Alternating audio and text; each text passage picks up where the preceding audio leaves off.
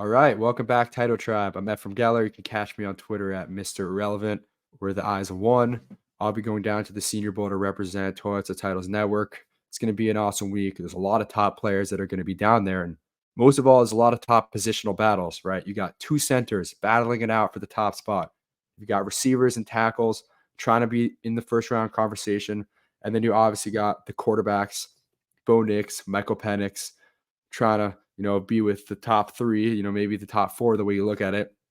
So it's an awesome week. I'll be here with Coach Sheps later this week, going over the top defensive guys. But for now, I want to give you guys a primer over who are the top offensive players to look at, because we're going to be posting a ton next week, recording on the clock Tuesday, Wednesday, Thursday. So Cash is there for the daily recaps.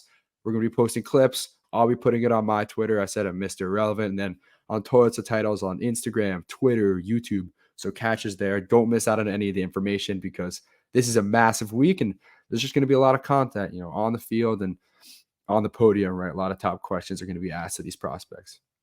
Just want to prime you guys, get you guys ready and see which players to look at. And as I said, it really all starts with the quarterbacks, and Bo Nix and Michael Penix both accepted the Senior Bowls, which is big deal. And the big thing is that they're on the same team, right? Everyone expected to see one on American and one on national, put them in the game on Saturday and have them battle it out. But when you think of it, they're both in the national team, and that's really much better for the competition, because during the drills, they'll be throwing it back to back. So we'll get Bo Nix, Michael Penix on a throw, Bo Nix, Michael Penix, and then we'll be able to really compare who's throwing better, who's looking better.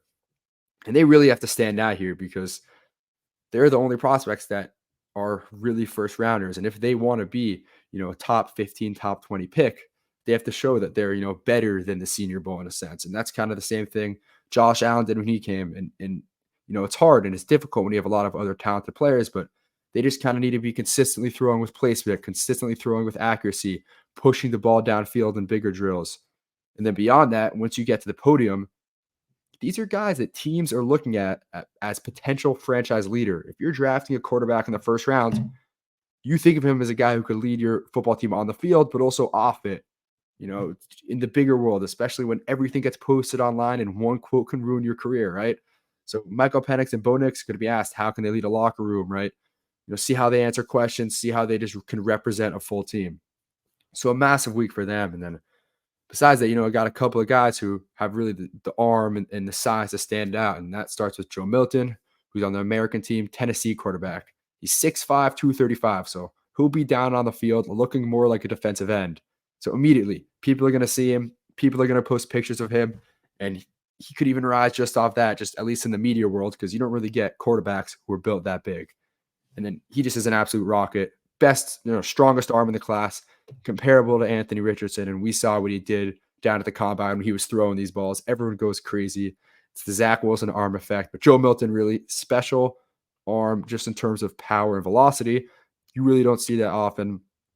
It's honestly the closest arm to kind of Josh Allen. And everyone's saying, okay, well, if he's 6'5" and has the strongest arm we've seen in a while, why is he not, the number one pick in the draft? And that's because he's not very accurate. He makes some mistakes, right? So if you could show accuracy down at mobile, if you could hit throws of placement, hit those, even the easy, quick intermediate passes, he'll be a big riser. And then you got Spencer Rattler from South Carolina, who was a former top, potential first pick in the draft. And, the reason he fell wasn't because of, his on-field, just quick outs and deep passes. It was more because of dealing with pressure and some of the off-field stuff and the turnovers. So when you see him in one-on-one drills, he's going to look awesome, right? He's going to be, launching balls 40, 50 yards with pretty solid accuracy, right? No one's doubting that he's a good arm, and no one's doubting his arm talent. So he's going to look very good, and he's another quality quarterback who's going to rise. And then you got some back-end sleepers who are making their name as, trying to secure themselves, maybe just as a backup. But we saw that there's a big need for backup in the NFL this year, right? Everyone got injured, and teams are going to really be putting in the extra mile to look for these backups. Because, if your Joe Burrow goes down, you want a good backup, as we saw this year, right? So Michael Pratt from Tulane's a good name. And then you got Bradley Carter, who was a last-minute invite, but is from South Alabama. So he's going to have that hometown pride and going to put on a show, hopefully, as well. And then Sam Hartman for Notre Dame, the college football journeyman.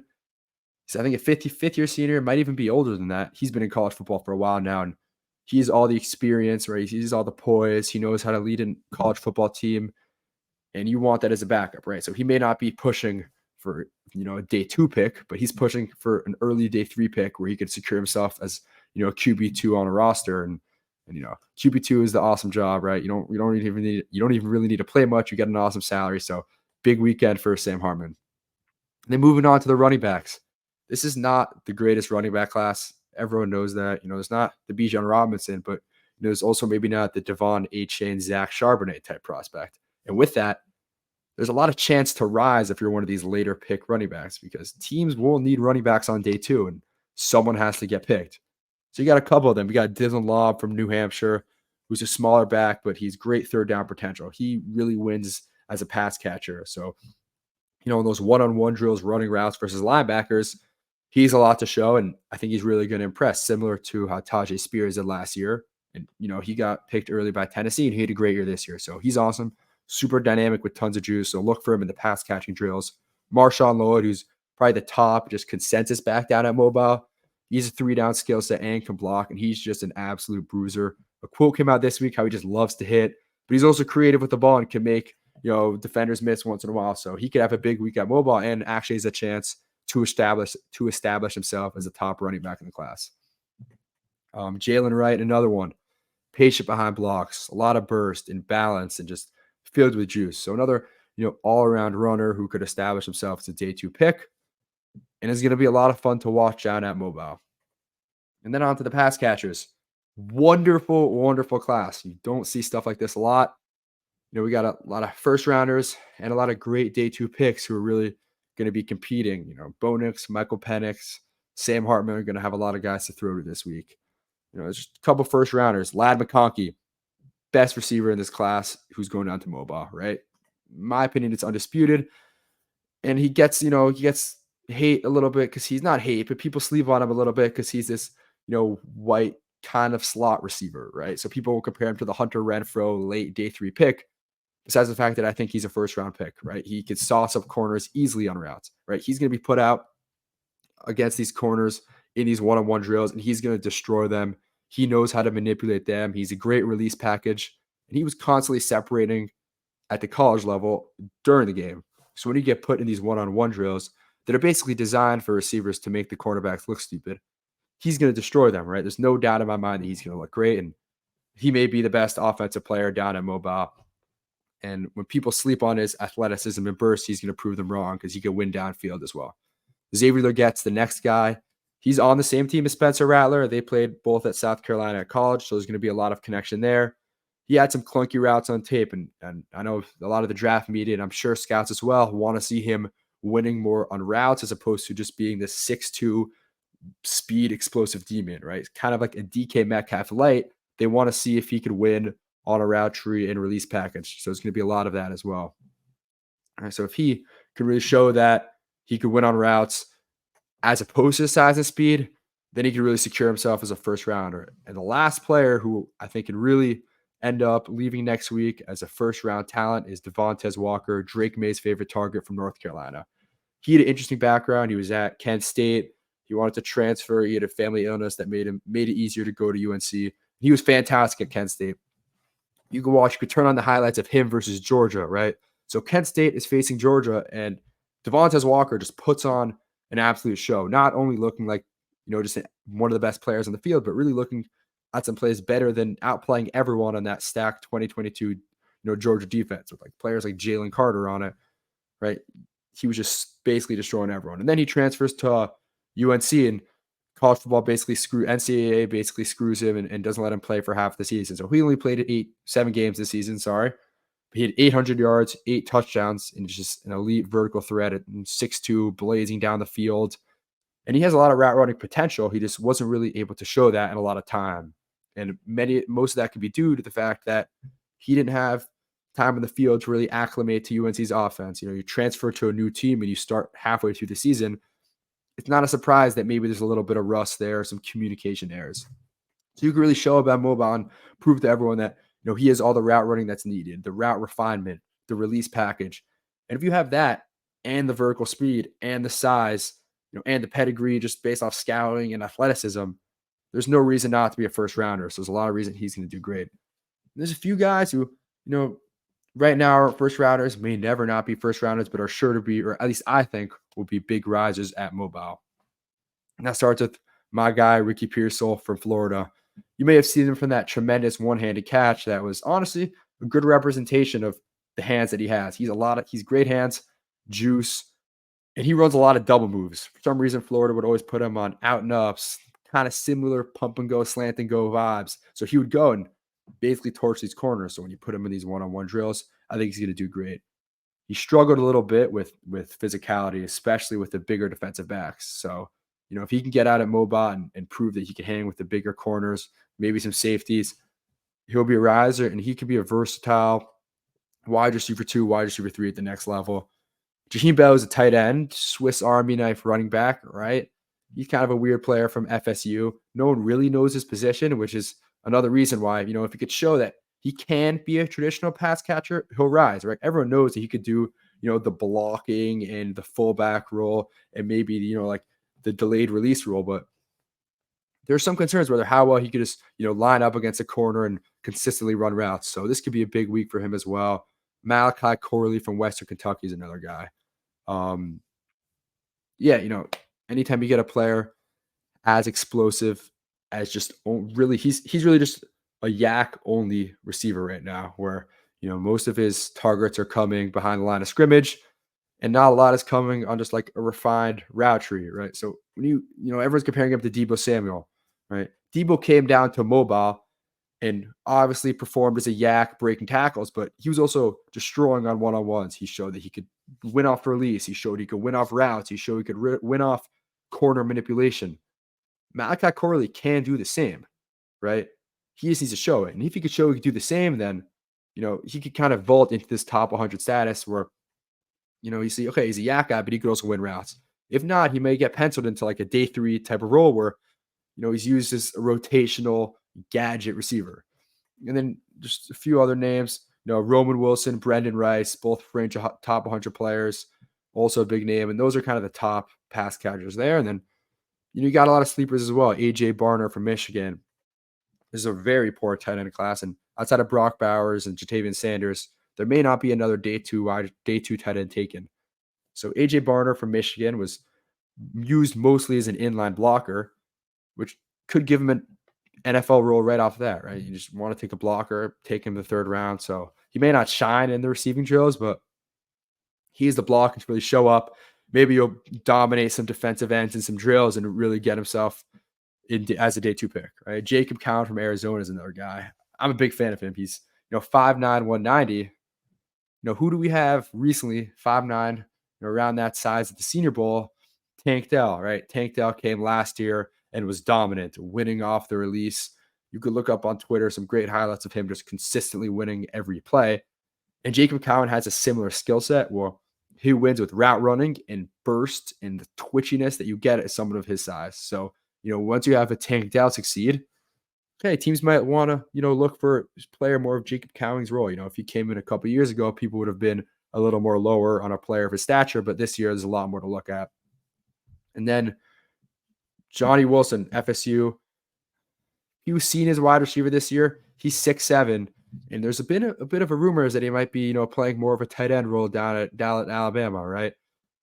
6'7", and he, has shown an ability to block. Teams are going to want to convert him. And in a weak tight end class, it may make sense for him to at least pose as a tight end to boost his status, right? So he's going to go, it's a pass catching group. He might go with the receivers for some drills. He may go with the tight ends for some drills, right? He's a sneaky route runner and he has sneaky separation skills for a guy of his size. But the main issue has been drops, right? 6'7", you throw the ball up. He hasn't been coming down with it as consistently as people may want. So a bit of an issue there. Hopefully you could shore it up and be great down in mobile. Jamari Thrash, awesome combination, juice, release, yak. He's going to rise this week. He's going to win one-on-ones. People are already comparing him to Jaden Reed, who's been playing great all year for the Packers, right? He's a smaller receiver, a little compact, but wins in a lot of different ways and wins before he even gets the ball. So that's that. And then on the back end, Ina Smith and Luke McCaffrey, who's Christian McCaffrey's brother, just a couple receivers who may throw out, may get a few big plays or so. So there's a lot of great receivers in this class, from the guys at the top to the first rounders to the middle rounders to the players who have an attribute or two who are trying to rise. So a lot of guys to look out for this week, and it's a tremendous, tremendous pass catching class. And then lastly, we got the offensive linemen, the big guys, the guys who are the most fun to watch. And you can kind of just stack them as they go. They kind of group themselves up a little bit. And, at the top, you kind of got the pinnacle, Taliesin Fuaga from Oregon State. You don't usually see a offensive lineman who, maybe a top 3 tackle in the class come down to mobile. And that's exactly what he is.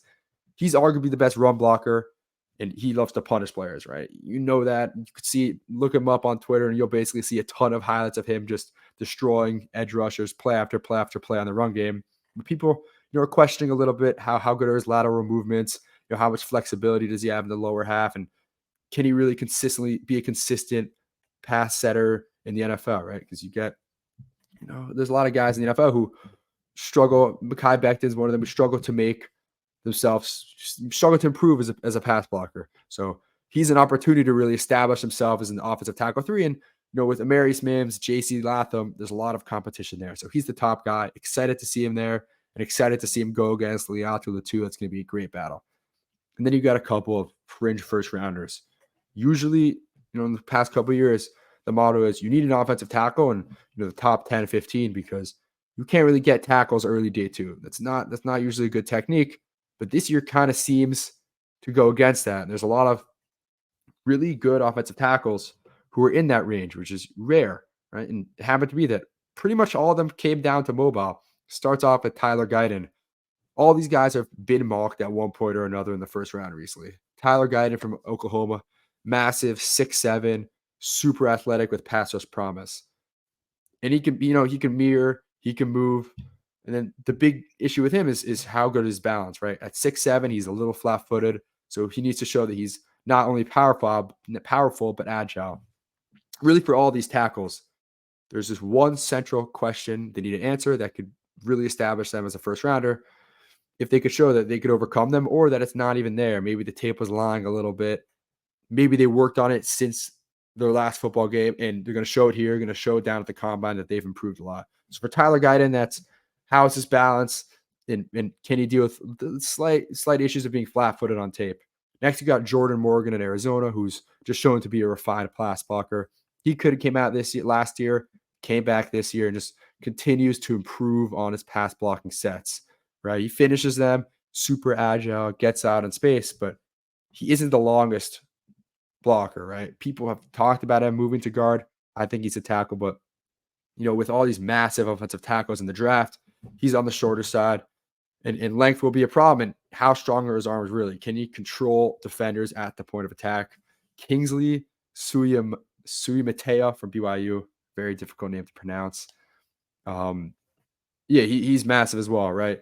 Similar build to Tyler Guyton. He's just these powerful, controlling arms who just beat players right off the snap and shove them down and control you when he's locked in, right? He wins in a phone booth. Combination of size and strength, but he hasn't really shown much as a run blocker. So if he's going to get out in space, especially as a second-level blocker, is he agile enough? How has he improved since the end of the season? And can he be, a versatile pass and run blocker at the NFL? And then the last guy is Patrick Paul from Houston, right? Patrick Paul, again, 6'6", massive, potential first rounder, a lot of pass set experience, right? He's good footwork as a pass blocker. Technically, right? He knows what he's doing, right? He'll know how to set and know what to do, but he's a little bit of, he has some stiffness and his feet are a little slow, right? And you can't really be having that if you want to be a top tier offensive tackle in the NFL, because you go against Brian Burns and he's just going to beat you off the first step every time unless you can improve your foot speed. So he's just got to show that he can improve. He has improved his foot speed. Maybe he's dropped a little bit of weight. And again, as a run blocker, the agility to see if it's all there. And he could really combine the size and the strength to finish blocks with the agility to really get in the correct space and win, right? So these are these tackles: Tyler Guyton, Jordan Morgan, Kingsley, Patrick Paul, who are all going down to mobile, all similar standards. Some people like them as first rounders, and there's other people who like different ones as, maybe early day picks into late day 2 picks, right? So these are all guys who, you see Tyler Guyton potentially by the end of the week being in the same conversation as Taliesin Fuaga, right? this is a massive week, and honestly might be the best position group down at mobile to watch, because not only is there a lot of good players, there's a lot of similarities, a lot of flavors, and a lot of questions to be answered down. And then the next group is you got these two former tackles, potential guards at the next level, right? Graham Barton from Duke could be a first rounder, could be an early day two pick. Very smooth, controlled footwork, knows what he's doing, recovers well, like a lot of just technical ability. But, he's smaller for a tackle. He doesn't have the arm length, and he got pushed around a little bit by the lengthier, stronger edge rushers. So teams may want to move him in, put him at guard, and he's going to be awesome at that. Just wonder do they put him down at guard in the first place at mobile, right? Players play positions based off what scouts suggest. So, if Graham Barton's taking snaps at center or guard, it's clear that teams are already looking for him to play that position in the NFL. And then Troy Fautanu at Washington, he looked great against Michigan, great against Texas, agile, gets out in space. He's compact. He's kind of built like a built. If you look at the back of a jersey, he's just like a square, right? He's awesome though. Gets out, agile zone blocker. Again, he's not super long, and he's shown some weaknesses in pass protection. So, Graham Barton, Troy Fautanu, both great players, but may not be tackles at the next level. It's going to be tough for them to, really overcome the guys I mentioned previously, because they're just much smaller, right? But if they could say, okay, we're guards at the next level, they may be first round picks, right? Guards are taken increasingly in the first round than they have the last few years. So, you never know. And that's going to be great to watch. And my favorite competition down at the draft, the unsung heroes, the centers, the two top centers in the class are both going to be down at mobile. Jackson Powers Johnson from Oregon, who's been fantastic all season. You'll hear him rising, no doubt about that. If you haven't heard his name, he'll be going up. People even see him as a first rounder, right? He's super smart, identifies rush hours, he finds work, builds run lanes. He can play both gap power scheme. That's kind of where he is, and he has some upper body stiffness, and he kind of lacks some pop in his arms, right? But he's just a fantastic center prospect. But he's the gap power guy. And then on the other end, if you want a more zone center, right? If you're running a more Shanahan scheme, Zach Frazier from West Virginia, an experienced 4-year starter with a great ankle, can get to the second level and make blocks there, right? So you got Zach Frazier and Jackson Powers Johnson, both really competing for the top center pick, and both potentially competing for that first round spot. And then you got some, day two interior prospects. Just going to throw some names out. Christian Haynes, Cedric Van Pran, an experienced center from Georgia, right? Great competition. Didn't really love his tape, but, he's a lot to work on. But, he clearly has the experience to do so, and the IQ to do so. Cooper Bebe from Kansas State, leadership, character, grit, basically every intangible you want your interior offensive lineman to have. And the last name, Christian Jones from Texas, a sleeper with 35-inch arms, right tackle, 0 sacks allowed in 271 pass sets. So if you haven't heard of him, Christian Jones, hop on the train, because you'll be early on it. He still has some weaknesses in terms of pass protection, but he has all the physical tools to succeed at the next level, right? That's all we got for the offensive side. There's a lot of stuff left to talk about. We got a lot of defensive players, so join me and Coach later this week breaking down the defensive players. And until then, enjoy. Peace.